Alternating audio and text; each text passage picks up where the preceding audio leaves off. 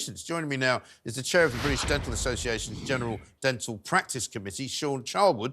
Welcome, Shawn. Good to see you. Thanks for joining us. This has been a sort of running sore, if you like, in the dental business for quite a long time. I must have had at least 5 or 6 goes at interviewing either yourself or some of your colleagues in the business, who all tell me that, you know, the government sort of application to dentistry has never been good enough. The amount of money they pay dentists via the NHS is not enough. Many dentists decide to go private, but it does seem to be reaching sort of critical mass at the moment with, I mean, I know people who tell me their kids have been, you know, de-dentists, I don't know if that's what you call it, knocked off a national health, you know, role that they used to be on, and they just get told, well, sorry, we can't do it anymore. You'll have to go find somewhere else, and then they can't find anywhere else. Yeah, I mean, you're absolutely right, Mike. This is not a new problem. We've been talking, myself, my colleagues, we've been flagging this up for over a decade.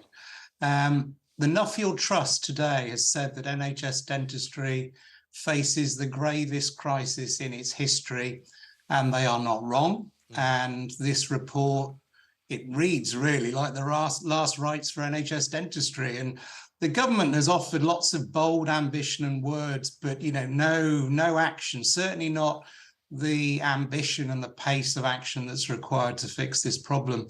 And, you know, before we get into the detail, I think it's worth knowing that we spend a smaller share of our health budget on NHS dentistry, on state dentistry, than any other European country. Any European country, so not just the Frances and the Hollands and the Germanys, but any European country. Yeah. And traditionally, we've only funded care for about half the population. That's what government has done. And the service has rumbled on for many years from one crisis to another. But of course, we've got a growing population. You were just touching that in your debates before the break. Yeah. And so the amount of funding that is allocated to NHS dentistry has declined significantly in the last decade. And with a growing population and, you know, more and more need for oral health care, we have the crisis that we have. And we have lots of words, lots of promises, but actually when it comes to expanding the service, we're just not seeing the ambition. Can you put a figure on the decline in funding in terms of how much per head of the population has been taken away, if you like? Because, I mean, I know people now that go to Bulgaria to go and get their teeth done, particularly if they need cosmetic surgery. We're getting dental tourism, where people are going abroad to actually access dentistry. And of course that comes, I wouldn't suggest that. I understand why some people do, but I certainly wouldn't recommend it, because if you develop any complications and you're back in the UK, that's a difficult thing to sort out. Yeah. So somebody said to me the other day that they actually think access to state dentistry is better in the Ukraine, even with the current conflict going on. In areas of Ukraine where conflict isn't impinging, access to dentistry there is better than it is in many parts of this country.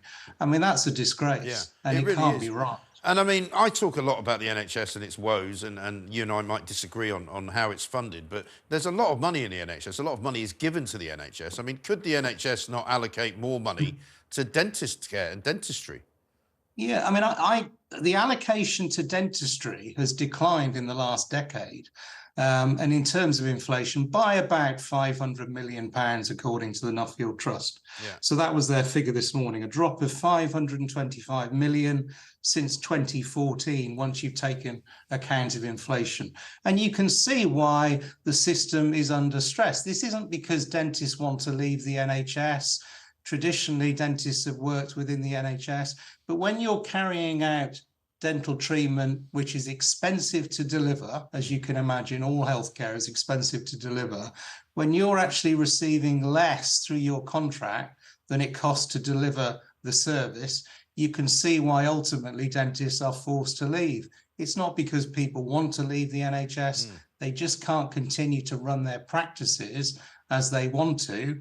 And as I say, we only have enough service provided, commissioned to the British population to see broadly 1 in 2 of them. Yeah. So when the Minister and the Secretary of State say they want NHS dentistry to be available to every patient that needs it. We need to see some action in terms of funding, and particularly around the contract, which the Health Select Committee back in the summer described as unfit for purpose. It set out a clear roadmap to deliver change, positive change in the NHS, so that your viewers can start to access NHS dentistry again. And the government last week ducked that commitment once again. So they are not committed to fundamental reform of the dental contract. And we see no evidence of increased funding as well. And as you well recognise, without funding, how can we see more and more patients? We just can't do it. Yeah. And is there any sort of hit being taken by the recruitment situation as well? I mean, are people still becoming dentists, or is this putting them off? Yeah,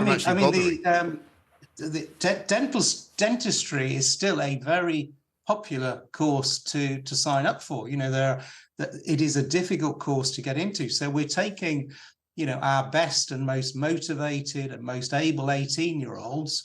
And the problem is that we're throwing them into a system that really isn't fit for purpose. And many of these younger dentists are then saying, this isn't really the way I want to deliver dentistry. I can't deliver dentistry in the way in which I've been taught. And they'll stay in NHS dentistry for a number of years, and then they will move out of it. Yeah. And this really, this access crisis for your listeners and your viewers is really a workforce crisis, because if dentists are leaving, they're not being retained in the NHS dental service for the reasons I've outlined, and they're not being recruited for the reasons I've outlined, you can see how there's an access problem. Yeah, absolutely. Good to talk to you. Thanks very much indeed. We will see you some more very soon. Shawn Charlwood, the chair of the British Dental Association's General Dental Practice Committee. We have the same argument and the same conversation with dentists and their representatives pretty much every time we do it, and nothing seems to change. But this is all happening while junior doctors are carrying out yet another load of strikes, starting from 7 o'clock in the morning tomorrow through to the 23rd, the day before Christmas Eve.